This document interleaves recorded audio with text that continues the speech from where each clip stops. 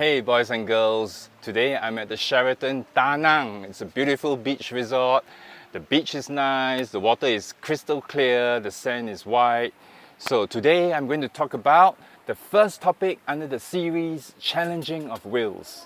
Now, as all of you are aware, the purpose of a will is to direct how your assets are to be distributed after you die. Generally, a person is free to choose who he wants to give his assets to.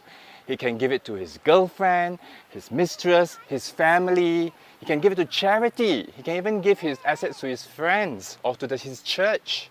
In other words, a man could potentially disinherit his entire family if he chooses to. He can simply write a will saying, I give everything to my church. Therefore, in 1966, the Singapore Parliament passed a law to prevent the sin of a man disinheriting his whole family, or even worse, giving everything away to a mistress or children, illegitimate children of a mistress.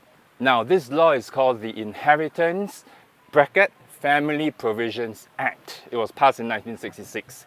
Section 3 of the Family Inheritance Provisions Act states that at any time after the 16th of September 1966, a person who is domiciled in Singapore, domicile simply means you live in Singapore, you consider your home. A person dies in Singapore, leaving a wife or husband, that means a spouse, a daughter who is not married, or a daughter who is disabled, an infant son, or a son who is disabled, okay?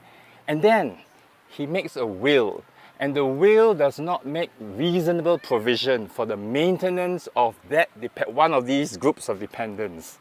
Then, upon an application by one of these dependents to the court can make reasonable provision for the maintenance for that particular dependent to be deducted or taken away from the estate.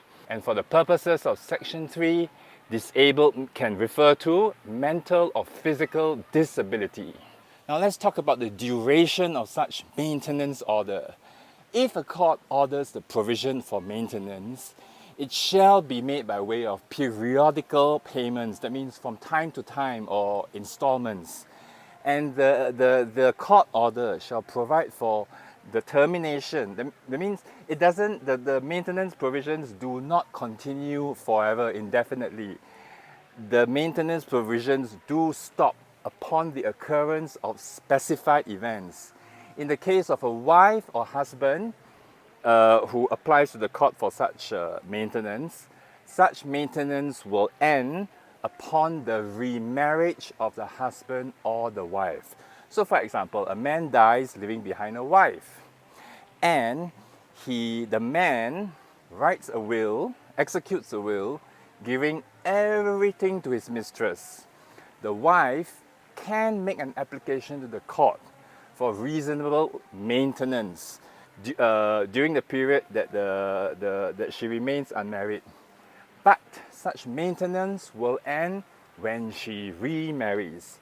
In the case of a daughter, who has not been married and who has been disinherited for a will or not given enough under a will, such reasonable maintenance will end when she marries.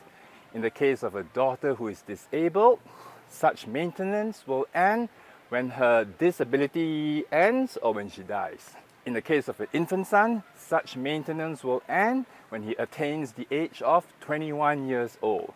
And of course, finally, in the case of a son under a disability, such maintenance will end when the disability ends or when the person dies.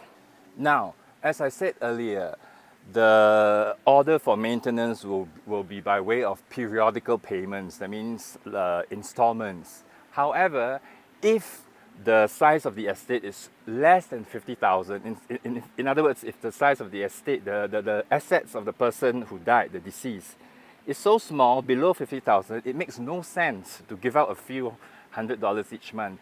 The court can order lump sum payment of the maintenance if the will doesn't provide sufficient maintenance for the dependents. It is important to note that the application for maintenance has to be taken out within 6 months of the grant of probate or letters of administration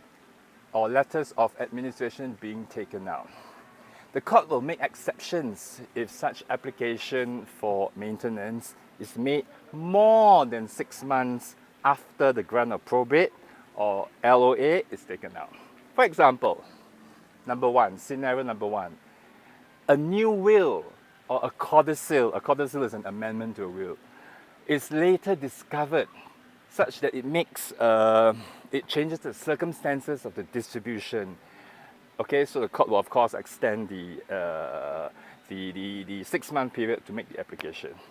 Second scenario, a question whether someone had an interest in the estate or the nature of his interest in the estate. Such question was not determined at the time the grant of probate or letters of administration were taken out. Okay? Or the third scenario is some other circumstances affecting the administration or distribution of the estate arises. Then the court can, at its discretion, extend the 6-month period to take out the application. So thanks for watching this first video on challenging wills.